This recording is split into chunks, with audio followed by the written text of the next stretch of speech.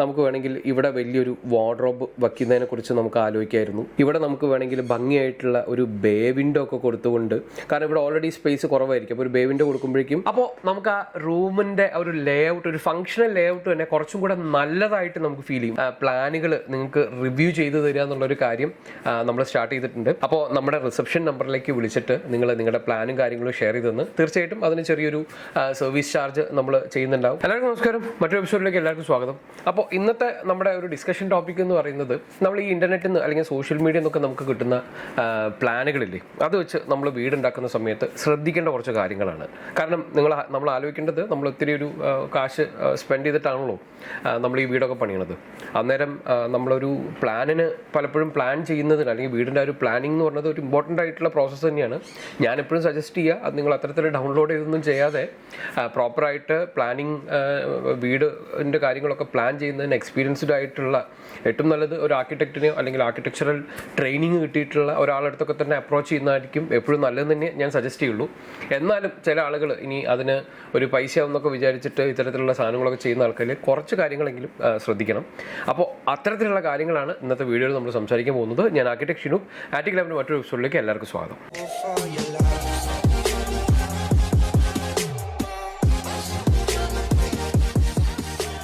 അപ്പോൾ നിങ്ങളിവിടെ നോക്കിക്കഴിഞ്ഞാൽ ഒരു 2 ബെഡ്റൂം ഉള്ള ഒരു വീട് നിങ്ങൾക്ക് കാണാം. അപ്പോൾ നോക്കിക്കഴിഞ്ഞാൽ വളരെ സ്ക്വയറിൽ നല്ലൊരു പ്ലാനാണ്. ഇവിടെ നിങ്ങൾക്ക് നേരെ തന്നെ ഒരു സിറ്റ് ഔട്ട് വരുന്നുണ്ട്. ആ സിറ്റ് ഔട്ടിൽ നിന്ന് ഇത്തരത്തിലുള്ള ഒരു ഫോയർ സ്പേസിലേക്ക് നിങ്ങൾ പോകുന്നുണ്ട്. അവിടുന്ന് സൈഡിലായിട്ട് നിങ്ങൾക്ക് ഇത്തരത്തിലുള്ള ഒരു ലിവിംഗ് റൂം കിട്ടുന്നുണ്ട്. അതിൻ്റെയൊക്കെ സൈഡിലായിട്ട് ഇത്തരത്തിലൊരു സ്റ്റെയർ കേസ്, അവിടുന്ന് സ്റ്റെപ്പ് ഈ രീതിയിൽ കയറി പോകുന്നുണ്ട്. ഇവിടുന്ന് നേരെ ഒരു എന്താ പറയുക, നമുക്കൊരു ഡൈനിങ് സ്പേസ് പോലെ കിട്ടുന്നുണ്ട്.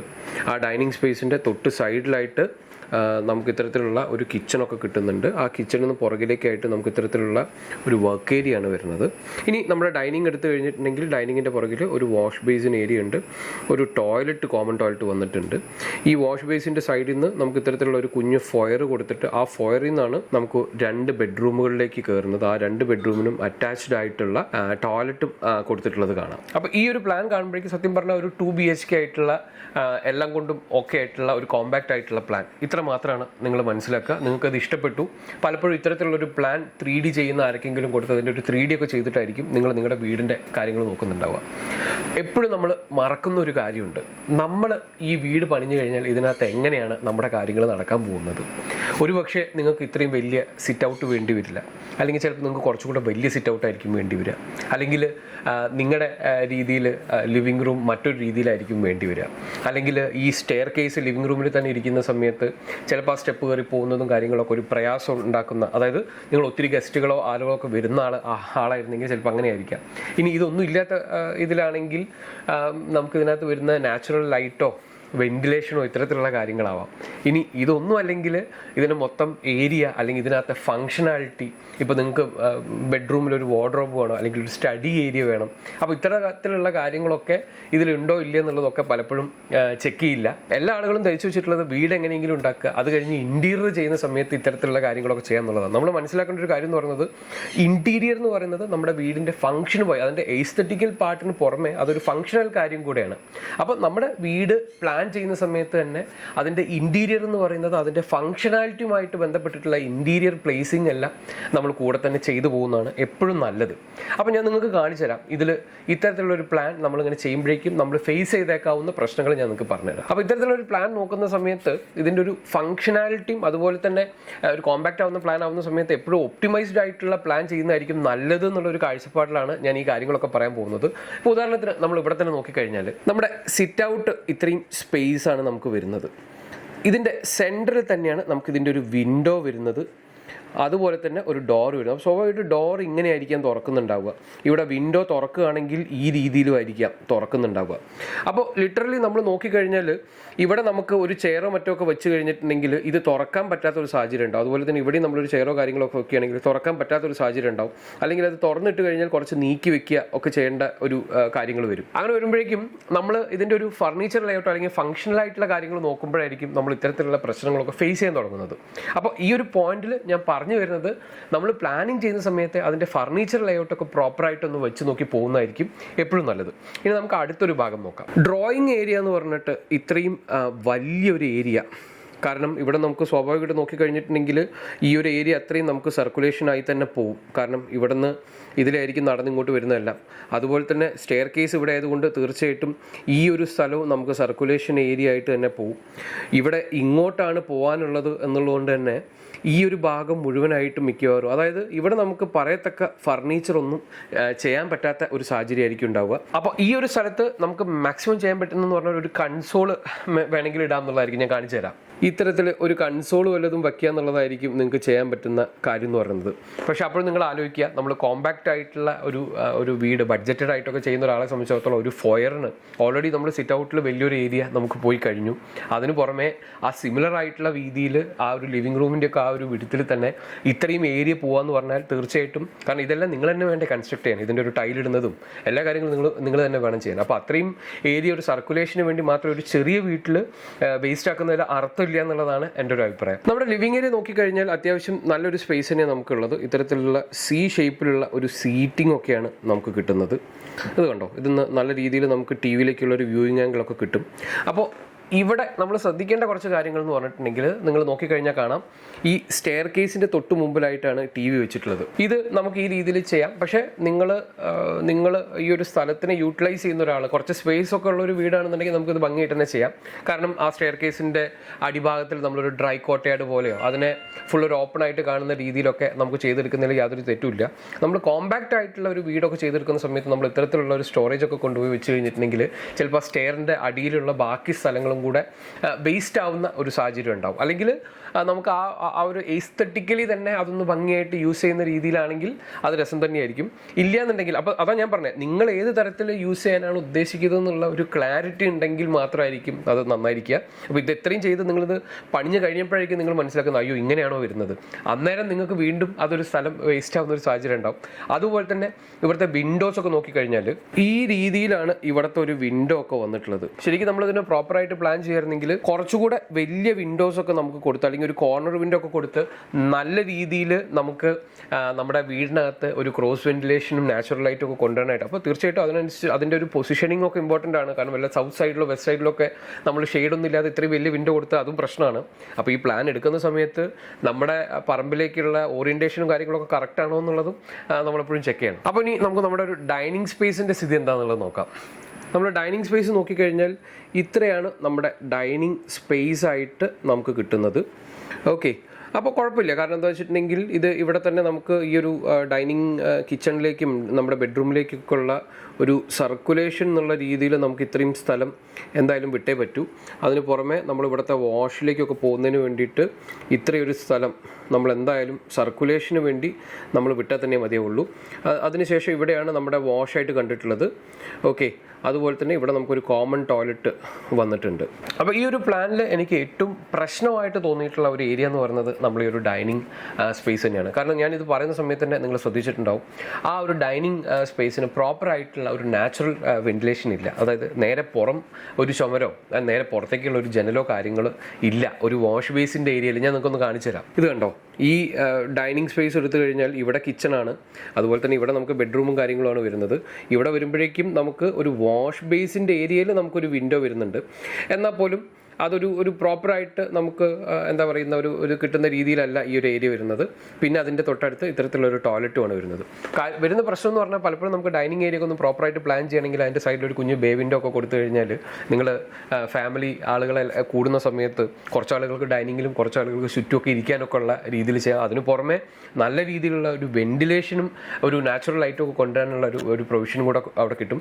അപ്പോൾ ഈ ഒരു പ്ലാനിൽ അങ്ങനത്തെ ഒരു കാര്യങ്ങളൊക്കെ നിങ്ങൾ ആവശ്യമുള്ള ആളാണെങ്കിൽ അത് മിസ്സായിട്ടുണ്ടാവും. അതുപോലെ തന്നെ ക്രോസ് വെന്റിലേഷൻ വീടിനകത്ത്, അതും കൂടെ ഞാൻ ഒന്ന് കാണിച്ചു തരാം.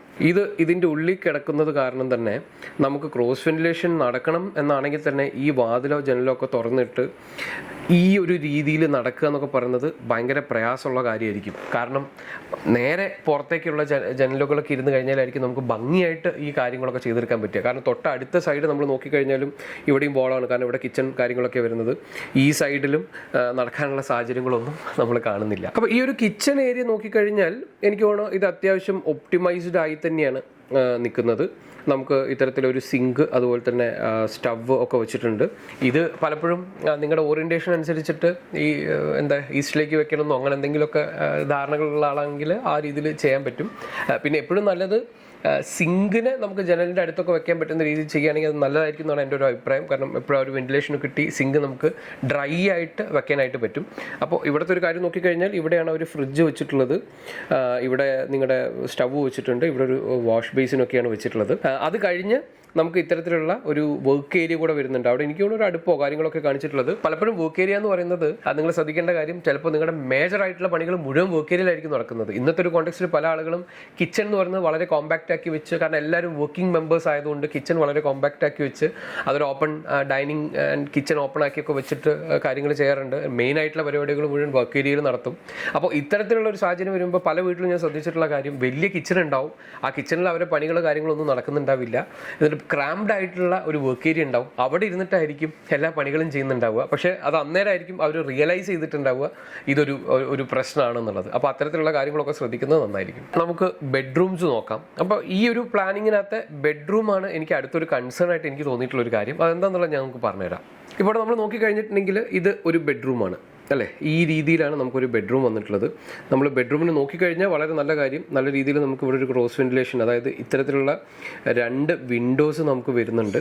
അതുകൊണ്ട് തന്നെ ഭംഗിയായിട്ട് നമുക്കൊരു ക്രോസ് വെന്റിലേഷനൊക്കെ ഇവിടെ നടക്കും എന്നുള്ളത് നമുക്ക് എക്സ്പെക്ട് ചെയ്യാം. പക്ഷേ നിങ്ങൾ ആലോചിക്കേണ്ടത്, നമുക്കൊരു ബെഡ്റൂം എന്ന് പറയുന്ന സമയത്ത് നമുക്ക് സ്റ്റോറേജ്, അതായത് വാർഡ്രോബ് പോലുള്ള കാര്യങ്ങൾ, ഡ്രസ്സിങ് ഏരിയ, ഇനി നിങ്ങൾ എന്തെങ്കിലുമൊക്കെ വർക്ക് ചെയ്യുന്ന ആളുകളാണെങ്കിൽ ഒരു ലാപ്ടോപ്പോ കാര്യങ്ങളൊക്കെ വെക്കാൻ ആഗ്രഹമുണ്ടെങ്കിൽ, അല്ലെങ്കിൽ ഒരു സ്റ്റഡി ടേബിളൊക്കെ വേണമെന്നുണ്ടെങ്കിൽ അത് വെക്കണം എന്നൊക്കെ പ്ലാൻ ചെയ്യുന്ന ആളുകളാണ് നിങ്ങൾ. നോക്കിക്കഴിഞ്ഞാൽ അത്യാവശ്യം തെറ്റില്ലാത്ത ഒരു വലിയ ബെഡ്റൂം. ഞാൻ വലിയ ബെഡ്റൂം അതിൻ്റെ സൈസിനെ കുറിച്ചൊക്കെ നമുക്ക് മറ്റൊരു വീഡിയോയിൽ സംസാരിക്കാം, എങ്ങനെ ഒരു റൂമിൻ്റെ സൈസിലേക്ക് എത്താം എന്നുള്ള കാര്യങ്ങളൊക്കെ ഞാൻ അടുത്തൊരു വീഡിയോയിൽ പറഞ്ഞുതരാം. അപ്പോൾ ഈ ഒരു വീഡിയോയിൽ നമുക്ക് നോക്കിക്കഴിഞ്ഞാൽ തെറ്റില്ലാത്ത സൈസിലുള്ള ഒരു ബെഡ്റൂം ഒക്കെ തന്നെയാണ് വന്നിട്ടുള്ളത്.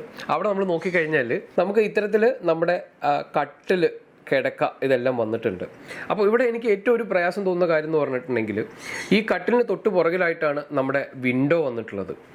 അതുകൊണ്ട് തന്നെ നിങ്ങൾ ഒരു ഹെഡ് ബോർഡൊക്കെ ഉള്ള ഒരു കട്ടിൽ അവിടെ അങ്ങ് കൊണ്ടുപോയിട്ട് കഴിഞ്ഞാൽ പലപ്പോഴും ആ വിൻഡോ മറയാനോ അല്ലെങ്കിൽ ആ വിൻഡോനെ ഓപ്പറേറ്റ് ചെയ്യാൻ ഭയങ്കര പ്രയാസമുള്ള രീതിയിലോ, അല്ലെങ്കിൽ അവിടെ ഒരു കേർട്ടനും കൂടെ ഇട്ട് കഴിഞ്ഞാൽ എസ്തെറ്റിക്കലിയും അതൊരു പ്രയാസകരമായിട്ട്, ഫംഗ്ഷനലി നോക്കിക്കഴിഞ്ഞാൽ നിങ്ങൾക്ക് ആ വിൻഡോ ഓപ്പറേറ്റ് ചെയ്യാൻ ഒരു പ്രയാസമായിട്ടും, കിടക്കുന്നതിൻ്റെ നേരെ പുറകിൽ ഓപ്പണിംഗ് വരുന്നൊരു പ്രയാസങ്ങളൊക്കെ നിങ്ങൾ ഫേസ് ചെയ്യും. ഇത് പല പ്രൊജക്റ്റുകളിലും നമ്മൾ ഇപ്പോഴും, അതായത് പലപ്പോഴും ഇൻറ്റീരിയറിൻ്റെയോ അല്ലെങ്കിൽ ഇത്തരത്തിലുള്ള എന്തെങ്കിലും സംശയങ്ങളൊക്കെ ആയിട്ട് ആളുകൾ വരുന്ന സമയത്ത് അവർ അയച്ചിരുന്ന പ്ലാനിൽ ഞാൻ ഇപ്പോഴും നോട്ടീസ് ചെയ്യുന്ന ഒരു കാര്യമാണ്. ശരിക്കും ഇതൊക്കെ നമ്മളൊന്ന് ശ്രദ്ധിച്ചു കഴിഞ്ഞാൽ, ഫർണിച്ചർ ലേഔട്ടൊക്കെ ചെയ്തൊന്ന് ശ്രദ്ധിച്ചു കഴിഞ്ഞാൽ നമുക്ക് ഒഴിവാക്കാൻ പറ്റാവുന്നതേ ഉള്ളൂ. കാരണം എല്ലാ പണിയും കഴിഞ്ഞ് നമ്മൾ ഇന്റീരിയർ ചെയ്യാൻ വേണ്ടി എത്തുന്ന സമയത്ത് ഇത്തരത്തിലുള്ള കാര്യങ്ങളൊക്കെ കാണുമ്പോൾ അതിന് ഒരു സൊല്യൂഷൻ ഉണ്ടാക്കിയെടുക്കുന്നത്, പല സൊല്യൂഷൻസും ഉണ്ട്, അത് ഉണ്ടാക്കിയെടുക്കാൻ പ്രയാസത്തിൻ്റെ അല്ല ഞാൻ പറയുന്നത്. പക്ഷേ നമുക്കതിനെ കുറേ കൂടെ ഭംഗിയായിട്ട് ചെയ്തെടുക്കാൻ പറ്റുന്ന കാര്യങ്ങളാണ്. ഇനി ഇതേ റൂമിൽ നമ്മൾ നോക്കിക്കഴിഞ്ഞാൽ, നമ്മൾ ഒരു വാർഡ്രോബ് വെക്കാനുള്ള ഒരു സ്പേസ് നോക്കിക്കഴിഞ്ഞാൽ ഇത്ര മാത്രമൊക്കെ ആയിരിക്കും നമുക്കിതിലൊരു വാർഡ്രോബ് വെക്കാനുള്ള സ്ഥലം കിട്ടുന്നത്. മറ്റൊരു രീതിയിൽ നമുക്ക് സ്ഥലം കിട്ടുന്നുണ്ട്. കാരണം ഇനി നമുക്കൊരു സൈഡ് ടേബിളോ കാര്യങ്ങളൊക്കെ വെക്കാനുള്ള ഒരു സ്ഥലമായിരിക്കും ഇവിടെ ഉണ്ടാവുക. ബാക്കിയുള്ള ഈ സ്ഥലം മുഴുവൻ നമുക്ക് സർക്കുലേഷന് വേണ്ടി തന്നെ പോകും. കാരണം ഈ റൂമിൽ കയറണം, ഈ റൂമിൽ നിന്ന് ടോയ്ലറ്റിലേക്ക് പോകുന്ന ഏരിയ, പിന്നെ ഇതിന് ചുറ്റുമുള്ള ബെഡിന് ചുറ്റുമുള്ള ഒരു സ്ഥലം എന്നുള്ള രീതിയിലുള്ള സ്ഥലം മാത്രമേ ഉള്ളൂ. അതായത് ഒരു മാസ്റ്റർ ബെഡ്റൂം ആയിട്ട് പോലും നമുക്ക് ആകെ ഒരു ഇത്രയും സൈസിലുള്ള വാർഡ്രോബ് വെക്കാനുള്ള സ്പേസ് മാത്രമേ നമുക്ക് കിട്ടിയിട്ടുള്ളൂ. അപ്പോൾ നിങ്ങൾ ഇതും റിയലൈസ് ചെയ്യുന്നത് നിങ്ങൾ ഇന്റീരിയറിൻ്റെ ഒക്കെ വർക്ക് സ്റ്റാർട്ട് ചെയ്യുന്ന സമയത്തായിരിക്കും.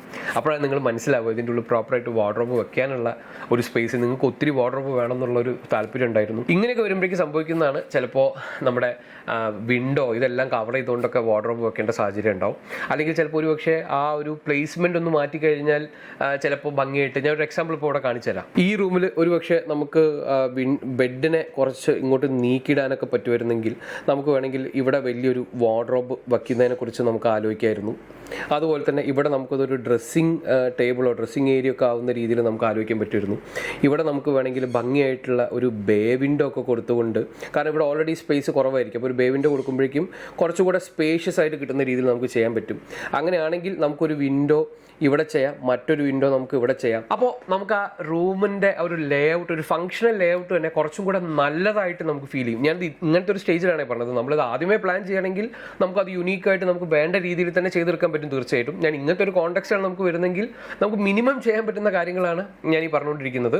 അതുപോലെ തന്നെ നമുക്ക് ടോയ്ലറ്റിൻ്റെ ഏരിയ ഒന്ന് നോക്കാം. ടോയ്ലറ്റിൻ്റെ ഏരിയ നോക്കിക്കഴിഞ്ഞിട്ടുണ്ടെങ്കിൽ 210. അപ്പോൾ ഈ ഒരു ടോയ്ലറ്റിൻ്റെ പ്രശ്നം എന്ന് പറഞ്ഞാൽ നമുക്കൊരു കോമ്പാക്റ്റ് ആയിട്ടുള്ള ഒരു വാഷ് ബേസിനും ഒരു ക്ലോസറ്റും ഒരു ഷവർ കൂടെ വെക്കുമ്പോഴേക്കും നമ്മുടെ ആ ടോയ്ലറ്റ്, ഇതൊരു കോമ്പാക്ട് ടോയ്ലറ്റ് ആണ്. നിങ്ങൾ ഇനി വെറ്റ് ഏരിയ വേണം, ഡ്രൈ ഏരിയ വേണം എന്നൊക്കെയുള്ള ആളുകളാണെങ്കിൽ അതിനും ഒരു മിനിമം സൈസൊക്കെ വെച്ച് കഴിഞ്ഞാലേ നമുക്ക് അതൊക്കെ പ്രോപ്പറായിട്ട് ചെയ്തെടുക്കാൻ പറ്റുള്ളൂ. ഞാൻ പറഞ്ഞത് ഇതൊന്നും ഇവിടുത്തെ ഒരു പ്രശ്നം എന്നുള്ള രീതിയിലല്ല.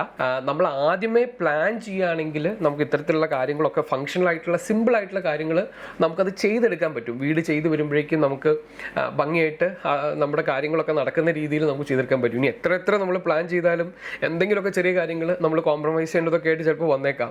പക്ഷെ എന്നാൽ പോലും എല്ലാ കാര്യങ്ങളും നമ്മൾ കോംപ്രമൈസ് ചെയ്യേണ്ട ഒരു സാഹചര്യം നമുക്ക് ഒഴിവാക്കാനായിട്ട് പറ്റും. ഇത്തരത്തിലുള്ള ഒത്തിരി കോളുകളും എൻക്വയറീസും നമുക്ക് വരുന്നുള്ളതുകൊണ്ട് തന്നെ നമ്മുടെ ഒത്തിരി ആളുകളുടെ ഒരു റിക്വസ്റ്റ് പ്രമാണിച്ചിട്ട് നമ്മൾ ഏതായാലും ഇത്തരത്തിലുള്ള പ്ലാൻ റിവ്യൂ ചെയ്ത് കൊടുക്കുക എന്നുള്ള രീതിയിലുള്ള ഒരു ചെറിയ കാര്യം കൂടെ നമ്മൾ സ്റ്റാർട്ട് ചെയ്തിട്ടുണ്ട്. കാരണം പല ആളുകളും ചിലപ്പോൾ മുഴുവനായിട്ട് പ്ലാനും കാര്യങ്ങളൊക്കെ ചെയ്തു, അത് ഡിസ്കസ് ചെയ്യാനോ ഇത്തരത്തിലുള്ള കാര്യങ്ങളോ ചെയ്യാനോ പ്രയാസമുണ്ട്, അത് ചെയ്തു തരാൻ പറ്റുമോ എന്നൊക്കെ ചോദിച്ചിട്ട് പലപ്പോഴും ഞാനത് പറ്റില്ല എന്നാണ് പറയാറ്. കാരണം മറ്റൊരാൾ ചെയ്തിട്ടുള്ളൊരു സാധനത്തിനെ നമ്മൾ സൈറ്റോ കോണ്ടെക്സ്റ്റോ കാര്യങ്ങളൊന്നും കാണാതെ നമ്മൾ അത് പറയുന്നതിനകത്ത് അർത്ഥമില്ല എന്നുള്ളത് തന്നെയാണ് ഞാൻ ഇപ്പോഴും വിശ്വസിക്കുന്നത്. എന്നാൽ പോലും സൈറ്റോ കാര്യങ്ങളൊന്നും കാണാതെ തന്നെ ചില എന്താ പറയുക ചെറിയ ചില കാര്യങ്ങൾ, അത് സൈറ്റോ കോണ്ടെക്സ്റ്റ് ഒന്നും അവിടുത്തെ പ്രശ്നമല്ല. ഒരു ഫങ്ഷണൽ ആയിട്ടുള്ള കാര്യങ്ങൾ ചിലപ്പോൾ ഒരു ചെമരിന് നീക്കി വെക്കുന്നതോ, കൺസ്ട്രക്ഷൻ ചെയ്യുന്നതിന് മുമ്പേ ആണെങ്കിൽ ഒരു ചെമര് നീക്കി വെക്കുന്നതോ അല്ലെങ്കിൽ ഒരു പുതിയ വിൻഡോ വെക്കുന്നതോ വിൻഡോ മാറ്റുന്നതോ ഒന്ന് ലേ ഔട്ട് ചെയ്യുന്നതോ ഇത്തരത്തിലുള്ള കാര്യങ്ങൾ ശ്രദ്ധിച്ചു കഴിഞ്ഞാൽ തന്നെ വളരെ ഫങ്ഷണൽ ആയിട്ടുള്ള ഒരു പ്ലാന് അവർക്ക് കിട്ടും. പല ആളുകളും ഇത് കൺസ്ട്രക്ട് ചെയ്തിട്ട് കഴിഞ്ഞതിന് ശേഷം ഒന്നും ചെയ്യാൻ പറ്റാത്തൊരു സ്ഥിതിയിൽ വരുമ്പോൾ നമുക്കും പ്രയാസം തോന്നാറുണ്ട്. അപ്പോൾ ഏതായാലും ഇത്തരത്തിലുള്ള പ്ലാനുകൾ നിങ്ങൾക്ക് റിവ്യൂ ചെയ്ത് തരിക എന്നുള്ളൊരു കാര്യം നമ്മൾ സ്റ്റാർട്ട് ചെയ്തിട്ടുണ്ട്. അപ്പോൾ നമ്മുടെ റിസപ്ഷൻ നമ്പറിലേക്ക് വിളിച്ചിട്ട് നിങ്ങളുടെ പ്ലാനും കാര്യങ്ങളും ഷെയർ ചെയ്തെന്ന് തീർച്ചയായിട്ടും അതിന് ചെറിയൊരു സർവീസ് ചാർജ് നമ്മൾ ചെയ്യുന്നുണ്ടാവും. കുറച്ച് അതിനൊന്ന് റിവ്യൂ ചെയ്ത് പഠിച്ച് നിങ്ങൾക്കത് പറഞ്ഞു തരിക എന്ന് പറയുന്ന ഒരു പ്രോസസ്സിന് നമ്മളൊരു ചെറിയ എമൗണ്ട് കൂടെ ചാർജ് ചെയ്യുന്നതായിരിക്കും. അപ്പോൾ അത്തരത്തിലുള്ളൊരു കാര്യം നമ്മൾ എന്തായാലും നമ്മളെ വ്യൂവേഴ്സിന് ചെയ്തു കൊടുക്കാൻ വേണ്ടി പ്ലാൻ ചെയ്തിട്ടുണ്ട്. അപ്പോൾ അത്തരത്തിൽ ഏതെങ്കിലും ആവശ്യമുള്ള ആളുകൾ തീർച്ചയായിട്ടും നമ്മളെ കോൺടാക്ട് ചെയ്തിട്ട് നിങ്ങളെ കാര്യങ്ങൾ പറഞ്ഞു കഴിഞ്ഞാൽ നമുക്ക് പറ്റാവുന്ന രീതിയിൽ അത് റിവ്യൂ ചെയ്ത് തരാൻ വേണ്ടി ശ്രമിക്കുന്നതായിരിക്കും. തീർച്ചയായിട്ടും ഈ ഒരു കാര്യത്തിനെ കുറിച്ചുള്ള നിങ്ങളുടെ അഭിപ്രായം, അല്ലെങ്കിൽ ഇത്തരത്തിലുള്ള പ്ലാൻ ഡൗൺലോഡ് ചെയ്തോ അല്ലെങ്കിൽ ഇങ്ങനെയൊക്കെ ചെയ്യുന്നതിനെ കുറിച്ചിട്ടുള്ള നിങ്ങളുടെ അഭിപ്രായം, നിങ്ങൾക്ക് നല്ല അനുഭവങ്ങൾ ഉണ്ടായിട്ടുണ്ടെങ്കിൽ തീർച്ചയായിട്ടും അതും, അതുപോലെ തന്നെ എന്തെങ്കിലും പ്രയാസങ്ങളൊക്കെ തോന്നിയിട്ടുണ്ടെങ്കിൽ അതും തീർച്ചയായിട്ടും കമൻറ്റ് ബോക്സിൽ ഒന്ന് മെൻഷൻ ചെയ്യുക. നമ്മുടെ വീഡിയോ വൈൻഡപ്പ് ചെയ്യാം. നമുക്ക് അടുത്തൊരു വീഡിയോയിൽ നമുക്ക് ബെഡ്റൂമിൻ്റെ സൈസുകളും കാര്യങ്ങളൊക്കെ എങ്ങനെ ചെയ്യാമെന്നുള്ള കാര്യങ്ങളൊക്കെ നോക്കാം. ബൈ.